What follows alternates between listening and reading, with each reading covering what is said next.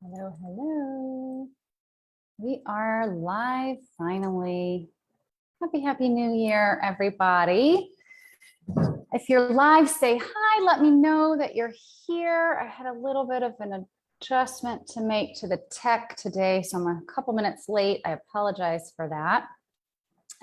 If you're here, say hi. Let me know you can hear me and see me.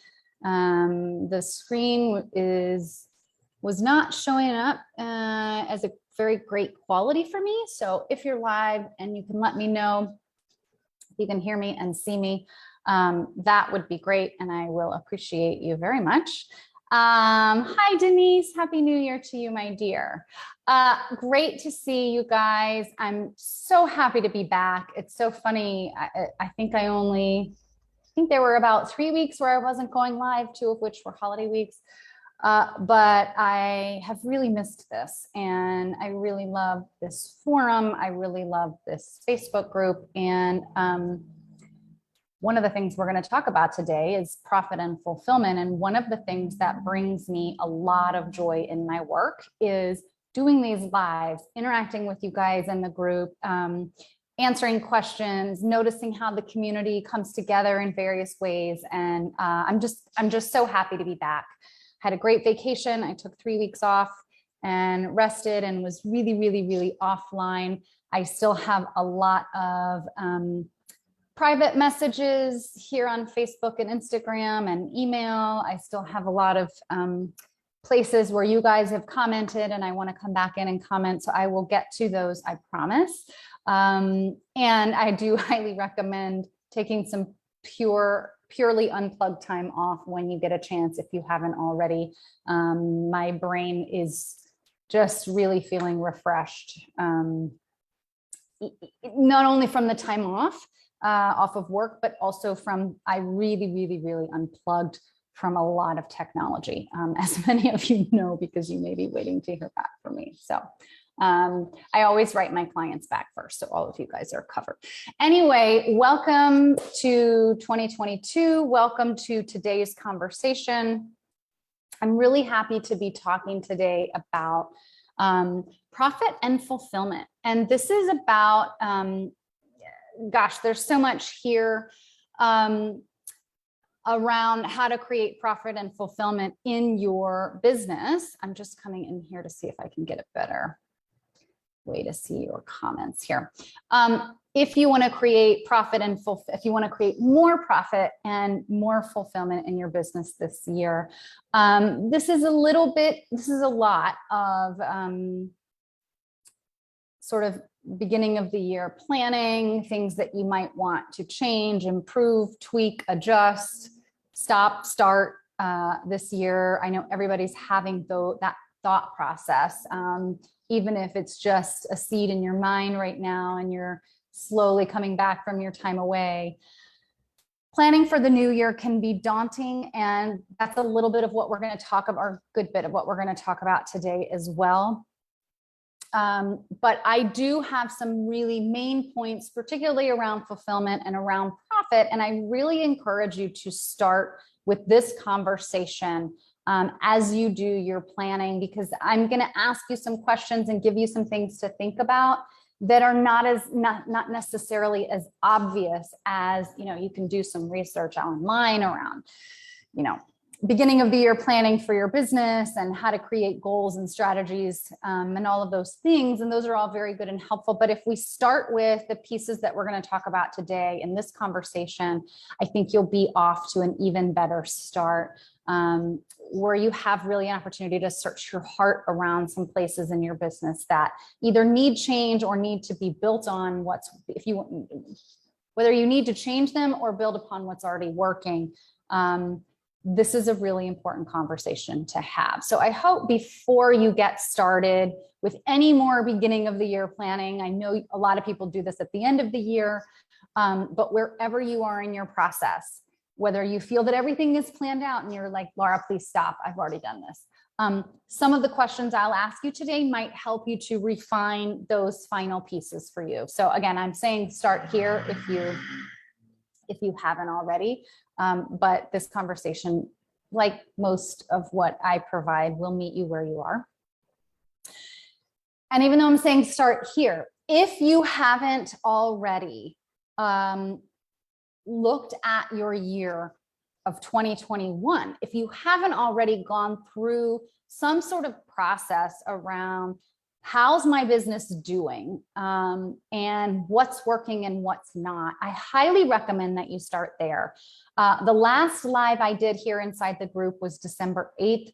And I think it was called how to run your business at the end of the year. There was a lot of year-end sort of, I'm going to call it assessment that we talked about, and ways that you can really take a good, solid, thorough look at all aspects of your business, what's working and what's not at many different layers, and kind of putting on the lens of one thing, like only strategy, and then putting on the lens of something else, like just looking at marketing, and putting on the lens of just looking at your finances, putting on the lens of just looking at your team, putting on the lens of just looking at yourself as a business owner.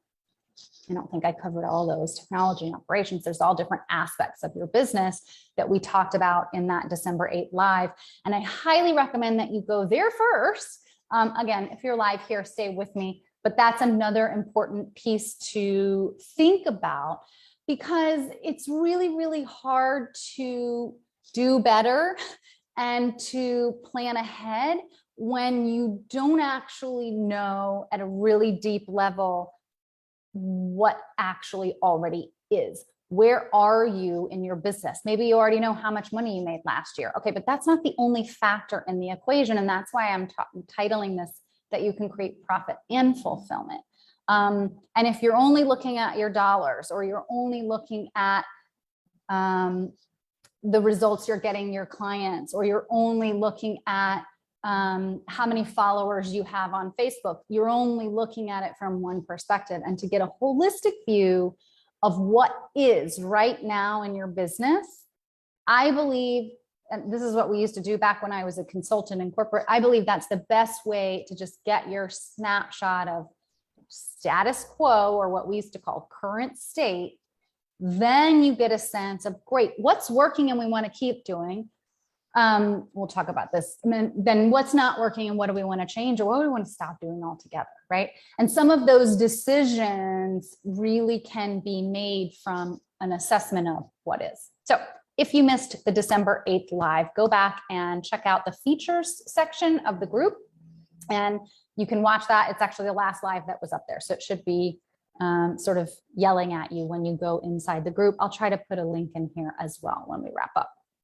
So starting with that, and I talked in that live about how that live and today's live really go beautifully together. That was about, it was also about running, the second half was about how to run your business at the end of the year, given the fact that a lot of people are taking time off or have a different month in December. But the first half of that live was all about sort of looking at what's going on in your business now. So once you've done that and you have a good sense of what's working and what's not working, the other thing that I always like to think about when I do an assessment is to say, okay, well, what's heavy and what's light? Or what's an energy drain for me versus where is my energy fed?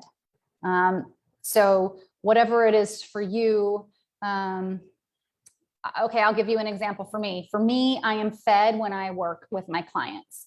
I can work with clients all day long. And yes, I will be tired at some point. But for the most part, I am on a high when I'm on my calls. I am on a high when I get off those calls. I have so much energy running through me and through the conversation that I have with my clients. It lights me on fire. I love, love, love, love, love to sit one-on-one with my clients and coach. In my business, one of the things that is an energy drain for me is dealing with tiny little details. It's just not my favorite thing, and it drains me, and I have a very low tolerance for it. Does that mean that I don't have any details that I have to manage in my business? No. But one of the things that I did a year ago now is to recognize that in myself and how much of an energy drain it was. And I hired people to be on my team to manage most of those details, especially managing the details that I don't need to manage, or that I can make a broad decision and they can cover the details that sort of fall underneath that. Okay, so what is an energy drain? What's feeding your energy? What's light and heavy? So back to all that, understanding what is in your business. Okay, now for today, planning for the new year and thinking this through, I think that most conscious, heart-centered, mission-driven business owners, people who are really, who are in this group, people who are running businesses that feed their soul and that have some sort of mission in the world. I believe that for us, it's imperative that we start our year and our plans from the perspective of looking at our fulfillment. And I want to talk about what I mean by that in a second. But I think so often we look at planning for our business. And this is why I think a lot of heart-centered business owners don't want to do this aspect of running a business. They don't want to set strategic goals. They don't want to have a conversation about strategy because maybe they don't love that part of it and they just want to create their art or work with their clients or whatever it is that you want, that you actually do, like the work itself that you are putting out into the world. But this is really important. And I want to just honor you that most of you are already putting your fulfillment first. And I want to actually just give you like a permission slip, blank check to take that to the next level. And so that's really what this first piece of the conversation is about. So let me just make sure there wasn't one other thing that I wanted to say. So if we start with fulfillment first off, we're starting the year off with something that really will move us forward, both practically and as a soul. But I think that it's important to just say, we start with fulfillment and we also go ahead and this may be part of your work for the whole year. So I'm going to make a very bold statement here for those of you that, for some of you, you can have both deep fulfillment in your work and fabulous profit or a lot of money or a strong stream of income or multiple streams of income, whatever it is that's for you. You can have profit and fulfillment. I've talked a lot about my journey to becoming an entrepreneur. And one of the mindsets that I held on to towards the end of my corporate career, I spent the last probably 4+ years in corporate, the very end of my career.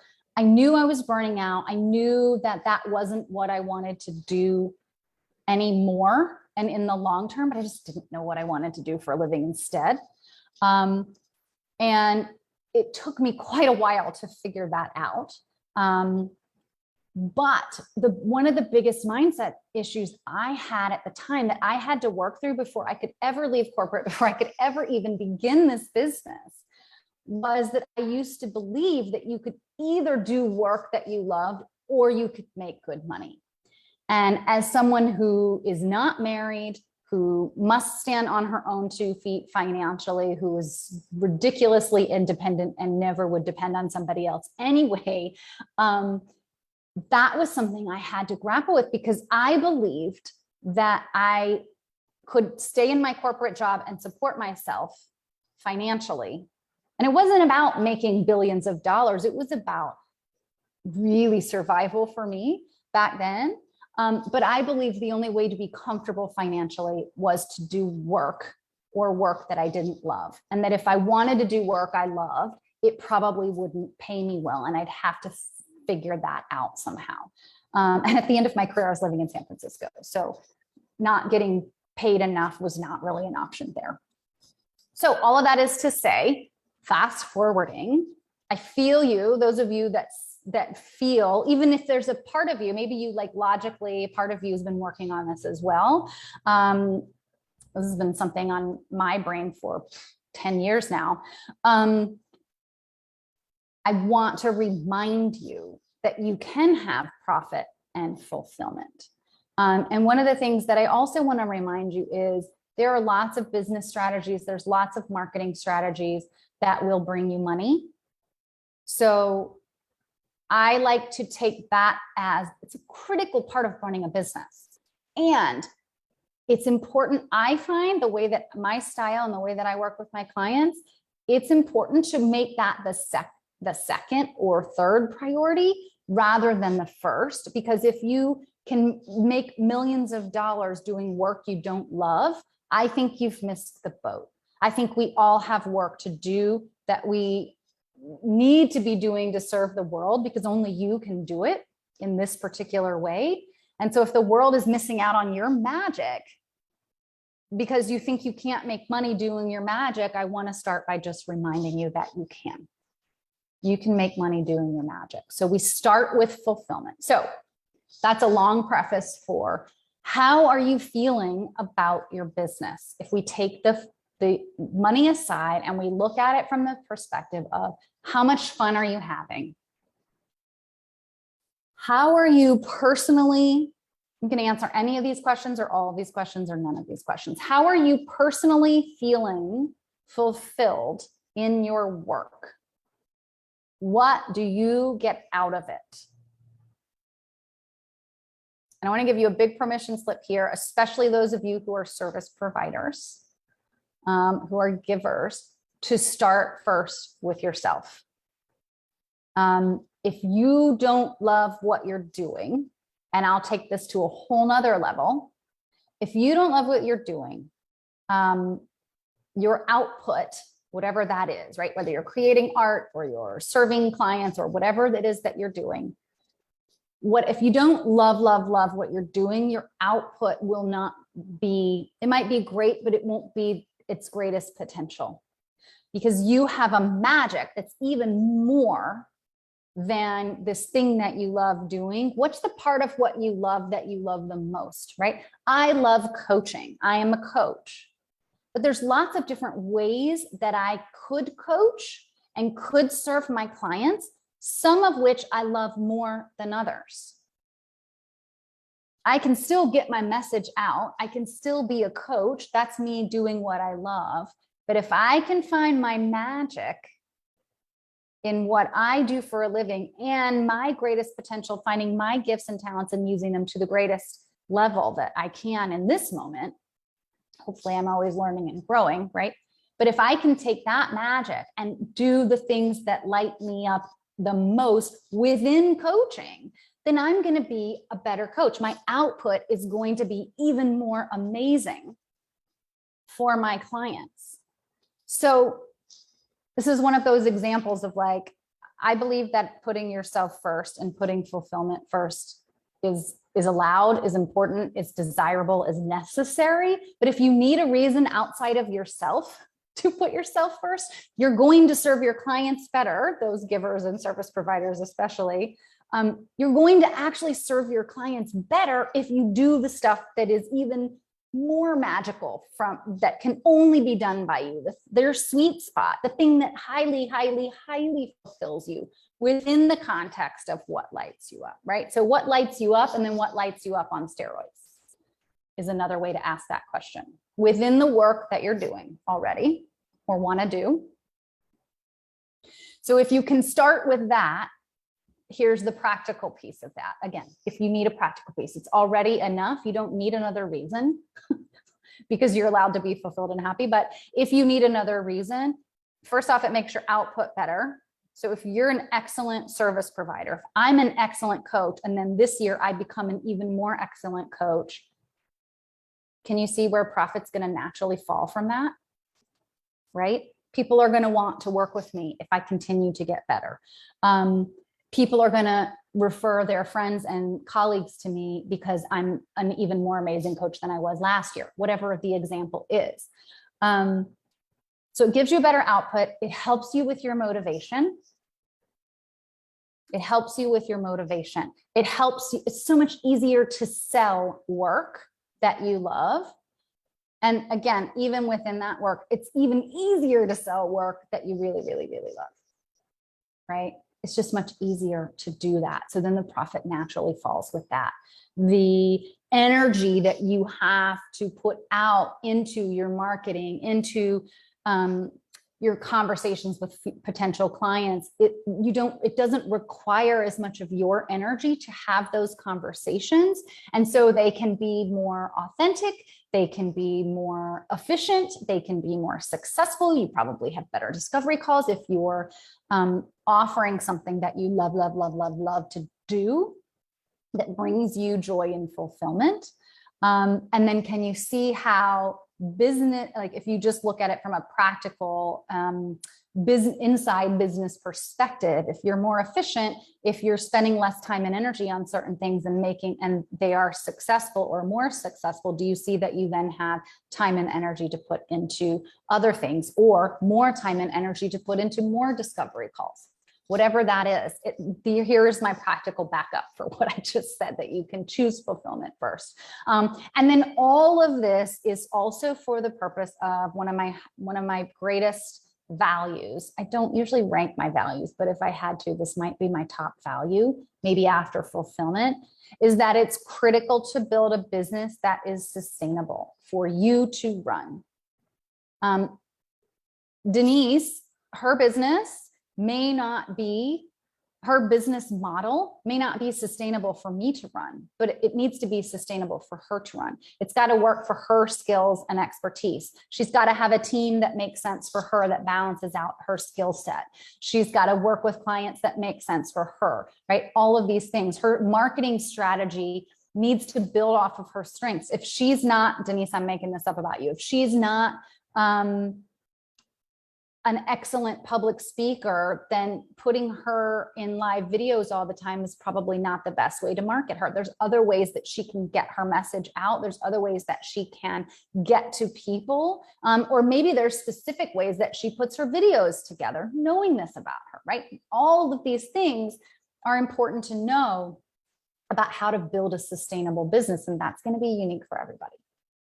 So if you start with fulfillment, this is my preaching moment, but if you start with fulfillment, you will be able to naturally get a lot of the other things that I think most people want from running a business.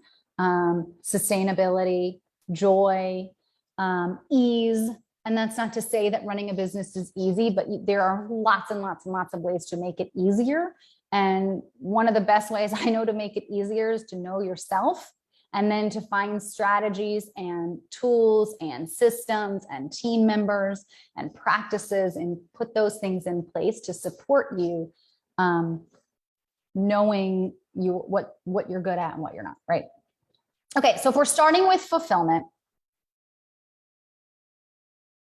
some of the things that I want to ask you about is, let's start first with the work itself. So for me, it's about serving my clients. It's about coaching clients who have a business. For you, it might be about making art or making jewelry.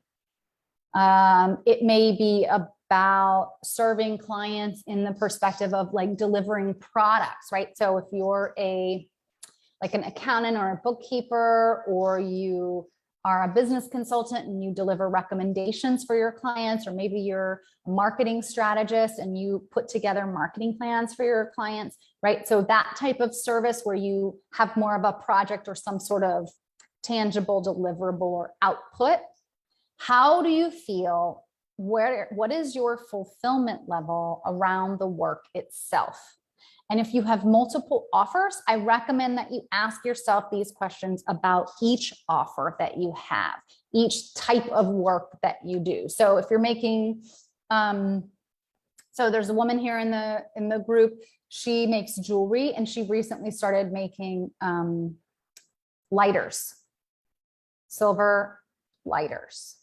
So for her, I would say, and maybe even with jewelry, you might want to break it down. Do you prefer earrings over rings? Do you prefer necklaces over earrings? Do you prefer bracelets over, right? So However, you will know for your business what are the pieces and components that will be helpful for you. And it doesn't need to necessarily be about ranking them, but it is important to really just sit with each type of like piece of work that you do. How am I feeling about the work these days? And then some questions that I like to ask about this is what feels light? So I offer primarily two offers. I have group coaching program and an individual one-on-one coaching, right? So I would think about it from the perspective of both of those things. Within my one-on-one coaching, what about that feels light? And what about it, if anything, feels heavy lately? What part of one-on-one coaching do I love the most? What problems in my one-on-one coaching conversations, what problems do I like to solve the most? Like when a client says to me, I'm really struggling with X versus, I'm really struggling with Y. I might feel more motivated and more excited to help them with one of those versus the other. It's not wrong. I can still help them with both, but it's important for me to know the things that I get more juiced up about, because maybe I can start looking for more clients with that problem X this year. Okay, so you see how this is going to translate into more practically your goals and your plans and your strategies for this year. But I'm just diving into the work itself. So how are you feeling about the work itself? What within that work lights you up? What's an energy feed? What feels light? What feels energizing? And then on the other end of that, what feels heavier? What feels like an energy drain? What feels like you're doing it? And here's a really big one, guys. You're doing it because you said you would, and you're sort of wishing you hadn't incorporated something into your program. Or what feels heavy, even if it used to feel light. I've been having this in my own work. And I've had several clients that are we're having these conversations lately in the last several months around, isn't it interesting how my work is evolving such that 2 years ago, what I loved doing, the type of work, the type of coaching that I loved doing is not the same as what the type of coaching that I love doing now. And is it okay that somebody 2 years ago came to me for, I used to do a lot of like more spiritually focused coaching. I still incorporate that into my work, but it's not the primary focus of what I do. And so if I had a client from 2 years ago want to work with me again, I have to have a conversation with them to let them know that I'm really here to serve them in their CEO role. I'm really a business coach. And of course, I take a holistic approach and I help them with the mental mindset and emotional aspects of running a business. We look at strategy and practical. We look at other things like spirituality and personal growth and how that's affecting you as a business owner, right? But can you see how that's a shift that I've made? Because if I only help clients with the spiritual growth aspect, I stop being at that top tier of my level of fulfillment. It's also, by the way, I'm better at the whole picture. I'm better at helping them with all of those aspects versus just one. I'm actually really good at that, right? I had to figure that out over the course of my career. And I know a lot of you, particularly service providers, that which used to light you up a year ago within that aspect of, for me, coaching, might be different now. It's really important to know that. It's really important to own that. It's really okay and, in fact, desirable to grow and evolve, particularly as a practitioner. And there will always be that which you used to love to do within the context of your work that you might want to stop doing, or you might want to not do as much, or you might want to do, in my example, I do it within the context of the whole. I just don't focus on one piece anymore. I provide a more holistic approach to business consulting, right? Neither of those is wrong. If you want somebody to only help you with spiritual growth, there's lots of people, even in this group, who can help you with that, right? I'm just moving into my greater level of fulfillment every year. And again, back to that output piece, the output is better. I'm actually a better coach when I honor that for myself. So asking these questions about the work itself. The other thing that you can do, I like to look at my business from 3 layers. Number one, the work itself. Number 2, the inside the business, the internal part of running a business. So your team, your marketing strategy, your offers, your pricing, your technology, all of those things, what's going on inside the business. So what's not outward facing. I mean, even though your marketing, I have a pen on my hand, even though your marketing is outward facing, it starts inside, where you create a strategic plan for your messages you want to put out and what you're promoting, right? What's going on inside your business? How is that working for you from a fulfillment perspective? Now, there will be time for things like what's working efficiently and what's not. But within that, because you can have something that is working fine and it's not efficient, but if it's working fine and it doesn't bother you that it's inefficient, it really doesn't much matter. Like, you don't need to have everything perfectly optimized. So that's where that light heavy thing comes in. That's where what drains your energy, what feeds your energy thing comes in. A lot of my clients tell me they hate marketing or they hate bookkeeping and accounting. Great. What can you do if you're low energy, if you're getting drained energetically by those 2 aspects of your business? Then you can make some changes in your business this year to help you with that. Right? So I always like to look at that. This is a Rich Litvin exercise. Make a list of what drains your energy and what feeds your energy, and then always go in the direction of doing more of what feeds your energy and doing less of what doesn't. Like, it's so simple. And I think oftentimes that's a lot of what we are doing at this point in time in the year when we're planning for our businesses. Okay. The work itself, what's going on inside the business, and then you as a CEO, what's going on with you. And you can include in here like your evolution. Maybe there's some new skill you want to add this year that you want to learn about to continue your education. What's going on with you from the perspective of your mindset and your mindset growth? What do you want to work on this year? How are you feeling about that? So I think it's really important to look at yourself as a CEO and how are you feeling? And then again, back to fulfillment, how are you feeling in the role of CEO? How could you love your role as CEO more? I know a lot of business owners who say, I love the work I do. I don't love running a business.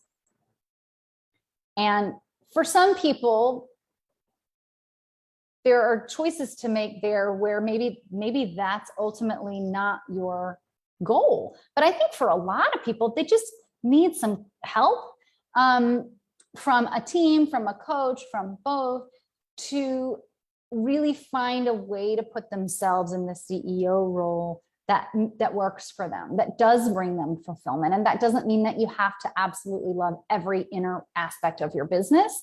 But if you're struggling fulfillment wise in your role as CEO, that's absolutely something to look at and know. And when you're thinking about planning for the future, what are you creating this year? Can we give you permission? Can you give yourself permission to make some business decisions around how to create more fulfillment in that role, that CEO role for you? And the answer to that is obviously going to be very, very different for every single person. Some people love to write copy. Some people hate to write copy. Some people want to be involved in their day-to-day finances. Some people don't. And again, all of this also has a mindset component too. And this is a little bit of a tangent, but just that could be a whole conversation, a whole separate live. But when we make business decisions based on I think it's great to make business decisions. And I often make business decisions, and I often recommend my clients make business decisions based on this light, heavy, drain, feed, what's working, what's not. That's really important. And that's not to say that if I have a mindset issue around money, perhaps avoiding it altogether and hiring a bookkeeper might not be the best choice for me, because that enables me to sweep that under the rug and to kind of I don't have to worry about it, right? That's not going to help me make more money. That's not going to help me feel better about my financial situation. That's not going to help me not be afraid of finances in general, right? So maybe my goal is to feel more comfortable in my role as CEO, feel more comfortable with the financial aspect of running a business. And maybe I do hire a bookkeeper, but I commit myself to having regular meetings and looking at the books so that I understand how my business is working from a financial perspective, right? So I just want to add that I'm never of the opinion, and I'm really big on hiring team. I'm really big on outsourcing work, because I think that if you want to run a sustainable business that brings you really, really, really good money, and you want to scale, it doesn't mean you have to run a huge company, but if you want to scale and do all of these things and be fulfilled and still do the work that you're meant to do, I don't know really how to do that without some version of a team. And that team looks different for all different business models, but getting support is critical. And so I'm always big on that, but I'm not big on that if it enables you to do the la stuff, right? Keeping your mindset healthy and understanding where you are from a mindset perspective is also really critical. Okay. Let me just see if there was anything else I wanted to say about that. So if we are owning the fact, let me just do a little bit of a recap. So if we've looked back at the December live and we started with a little bit of a year end, and you can do it now, you can do it in February for all I care. Looking back over the last year and understanding what is in our business, then we can look forward to what do we want to create next. And as we look at creating what's next for us in 2022 and creating your next level, your next iteration, your next evolution of you and of your business, start with deciding that you can have fulfillment and profit. I promise I'm going to get to profit in a minute. This is actually more important to start with. And I think that's where a lot of people get wrapped around the axle, is they focus so much on profit. Someone tells them this is the only way to monetize your business, and they go there, or they think there's only one way to scale. And it pulls them out of focus, where the truth is you can find a strategy, you can find a way to monetize anything that makes sense for you. So you may as well start with fulfillment. You may as well do work that you love and then grab a strategy and a way to monetize it. Okay, so we're starting with fulfillment. We're thinking through when we have the perspective of looking at fulfillment, we want to look at the work itself. We want to look at ourselves as business owners, and we want to look at the inner workings of our business and get a sense of how are we doing from the perspective of fulfillment. And again, this is a little bit of an overlap from the year-end conversation that we had, but looking at fulfillment, what is in all three of those aspects, and then going, okay, what do I want more of and what do I want less of? I think that's the easiest way to put priorities in place for the new year. And that's where I recommend that you start before you even get to strategies and goals and plans and all that stuff. Stay high level and set some real priorities. What is your priority within fulfillment? And I like to start with that. So if I love, let's see if I can use an example. Okay, I have a client who is working on this. She provides services.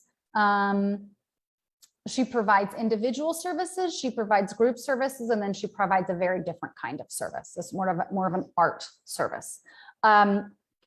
Within those, she is clear that the one-on-one service is her absolute favorite. She likes having all three. She needs a balance of all three for her fulfillment, but that the one-on-one is always her priority. That makes sense? So she's setting priorities around how she gets fulfilled in her work, and the one-on-one needs to stay a priority. It doesn't mean that it's the only priority. All three of them are priorities, but she, when in doubt, is going to spend time, energy, money, team, systems, marketing on that one-on-one, because that's what lights her up the most. Now, if she were to only do one-on-one this year, I think she would probably not be as fulfilled, right? So finding that balance is also a priority for her. The right balance, and that balance may change between one-on-one, group, and the art, that needs to be determined in advance. Okay. So thinking about it from this perspective of your fulfillment, it helps you to set priorities, because ideally your priorities kind of answer the question, like, what do I want to do more of? Okay, that becomes your priority. Or if you're feeling on the other end of it, you may want to create a priority around reducing energy drain. Okay, if you have a healthy mindset around finances and you're feeling overburdened because maybe you have a pretty complicated, maybe you've got income coming from multiple places, maybe you're not comfortable doing all the bookkeeping yourself anymore, maybe your business got more complicated last year, maybe one of your priorities is to reduce the energy and time and stress drain of bookkeeping and accounting, and to find the right person to support you with that, right? So that could be a priority. The priority could be reducing stress around daily, weekly, monthly finances or accounting, right? Bookkeeping, accounting, whatever you want to call that. Okay. So setting priorities, I think, is the easiest thing to do from the space of fulfillment. And you can always look at this too. You can look at this from so many different angles. Like when we were talking about the work itself, another way you could set a priority is you may have said, okay, I work with, let's see. So for me, I work with entrepreneurs who have some sort of mission-driven, heart-centered business, right? So I'm not going to work I'm not going to really work with somebody who sells widgets and doesn't really care about widgets, but cares about widgets only for the perspective of making money and profit. Those aren't people that I serve, because I care about the widget. I want to work with somebody who cares about the widget. Okay. So for me, that's the ballpark of people that I work with. I might decide this year, this is an example, this is not true, but I might decide this year that even though I already work with mostly women, I want to work with only women going forward. I'm not going to fire my male clients or anything like that, but maybe I just say, and again, I'm making this up, but maybe I say, I'd like to work with women going forward. When my male clients wrap up, I'm not going to take on any new male clients, or I only want to solve these types of business problems going forward. And I'm really good at this, and this really lights me up. And I like these kinds of problems and these kinds of clients who are working on these things. I don't actually love this as much as I used to. So when these clients wrap up, I'm not going to take any more of these problems. And so maybe that's a priority of serving a slightly different type of client, or a slightly more niched down version of my existing, target audience, right? And then when you set those priorities, a couple of things happen. It helps you make big decisions. Like, are you going to run your group program? If so, when? Like, are you going to, like my client that offers the art piece, how much time per month is she going to open herself up to doing the art versus the one-on-one and the group work? It helps you make those decisions. When you look at your priorities together, it becomes very clear. Now, you may want to do all of it, but most of the time it's about 1, 2, maybe 3 things at a time.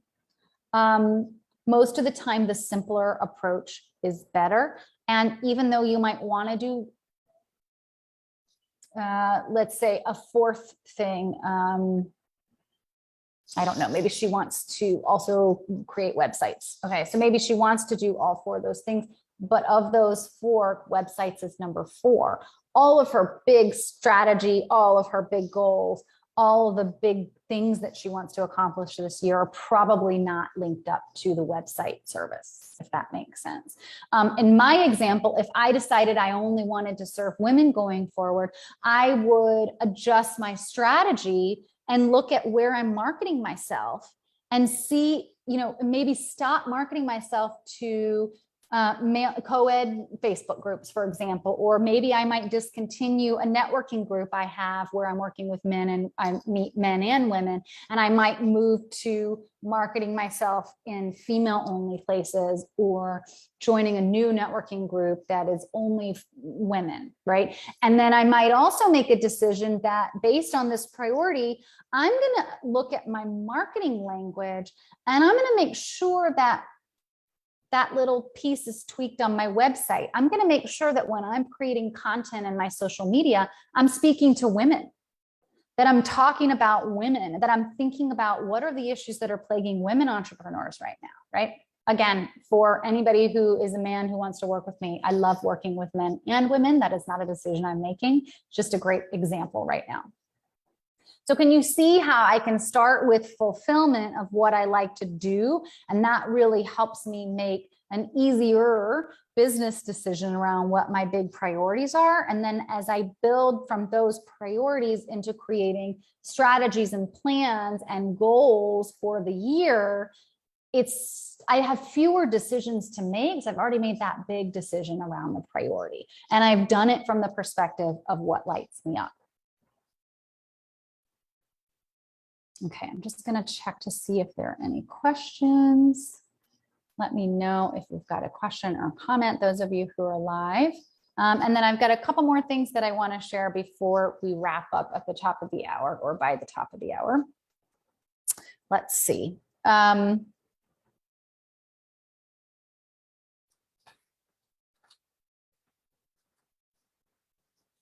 Yeah, so I'm going to stay just for another moment around this setting priorities and then putting goals and plans and strategies to that priority. I want to caution a couple things. I mentioned this a minute ago. Simpler is usually better. Trying to do too much is too much, and especially too much at once. Like, I'm going to go gangbusters on YouTube, Instagram, TikTok, and Facebook now. Is not usually the best strategy because you disperse your energy across multiple things. It's a lot easier to build one audience and keep building on that and you doing what works and then adding to it. And so if you're going to focus, and it doesn't mean that you can't be on all, I think I said 4 different platforms, but that your intention, your priority, your strategy is around focusing on maybe 1 or 2 of them, because you believe that that will help you accomplish your goal of working with mostly women or working with only women or only doing one-on-one work and not group, or whatever choice and decision and priority that you've set for yourself.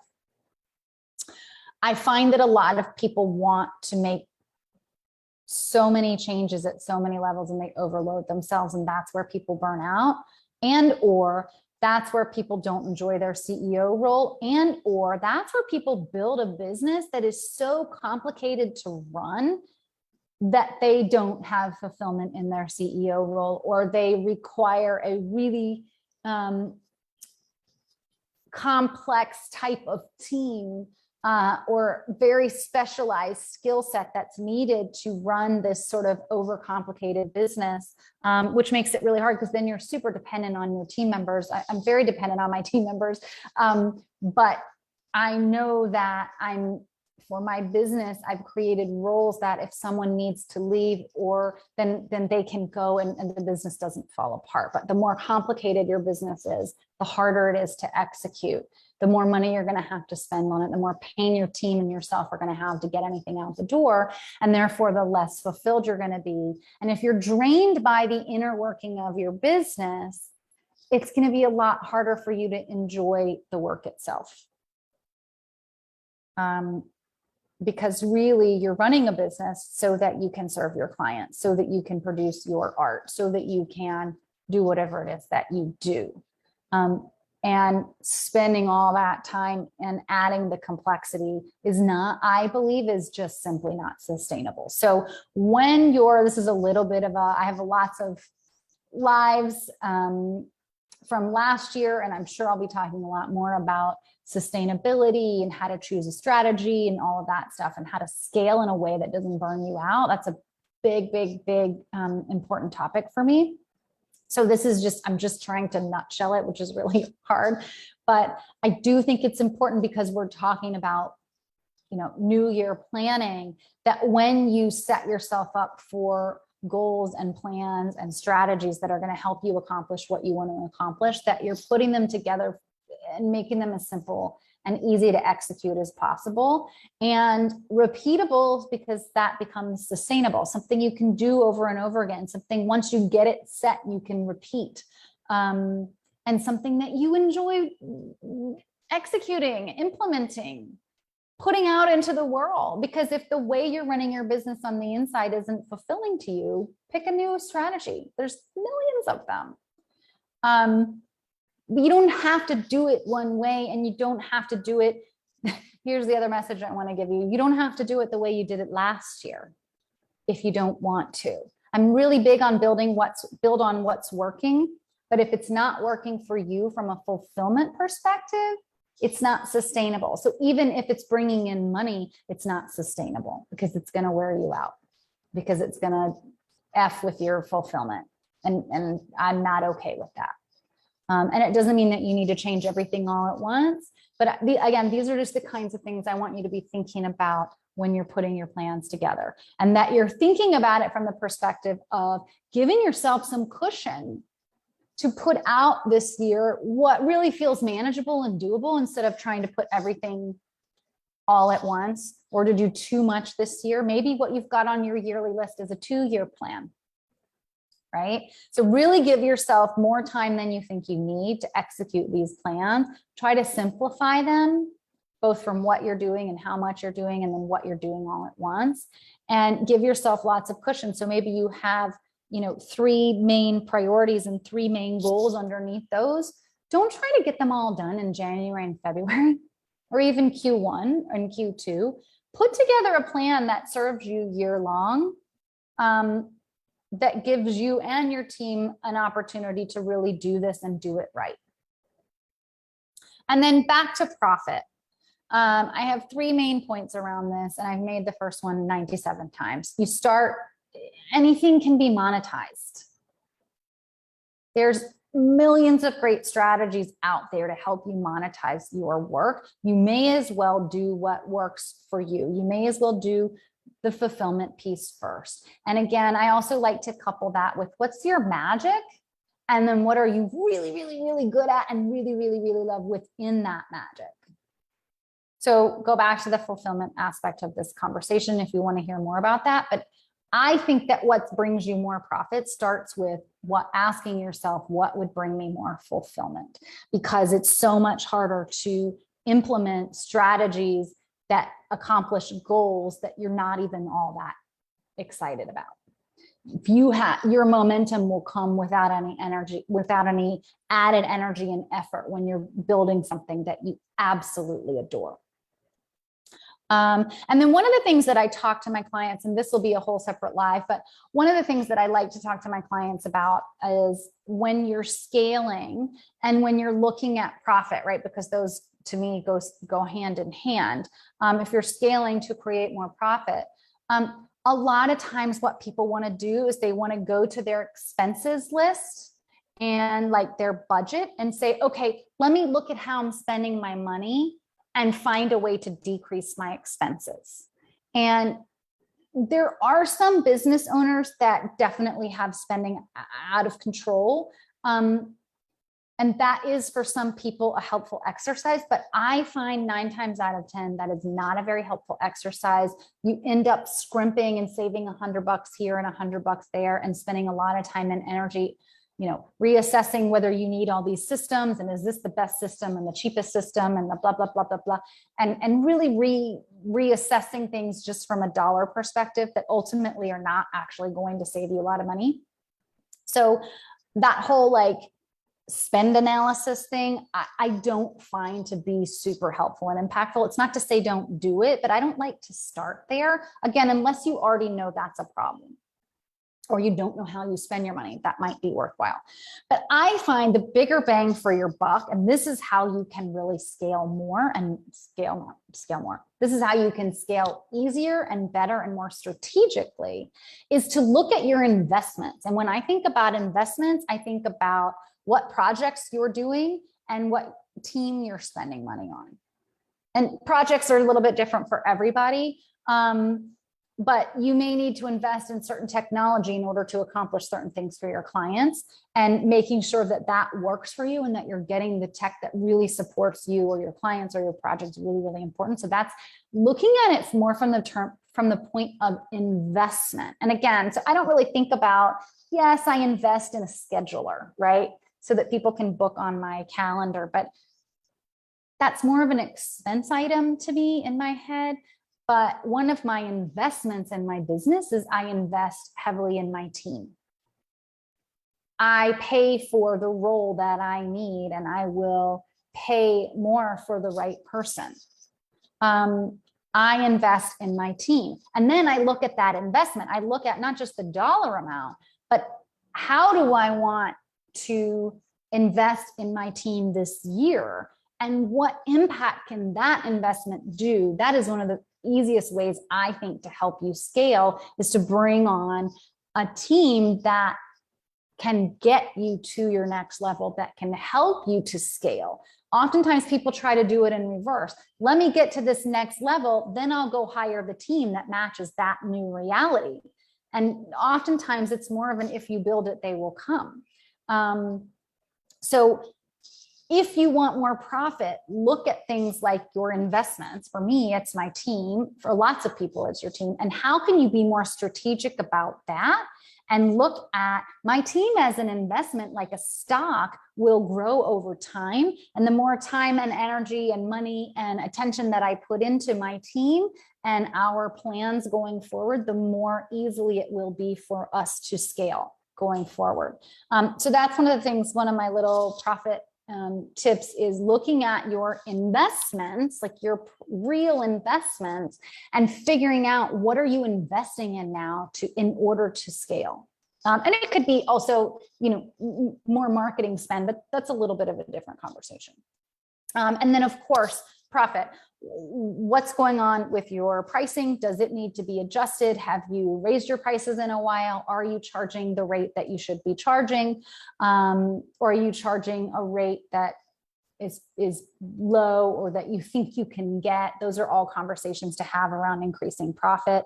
And then also, what's your cash flow? One of the things that I have a client last year who made a change to her invoicing. Rather than charging her client by the hour and then invoicing at the end of the month for that month, she now charges like about 50% upfront and 50% upon completion of a specific project. And now she's bringing in, actually I have 2 clients that made that change. Now she's bringing in more of that money first, and she's not so much in the red while having done that project, and then really kind of needing that invoice to be paid, right? So finding ways to get whatever cash flow you can get, wherever your cash flow issues are, what could you change in your billing structure that would help you immensely? Because I think that invoicing can be an energy drain if it's not a process that works for you. So is that something that you want to do? So there's all kinds of ways you can increase increase profit.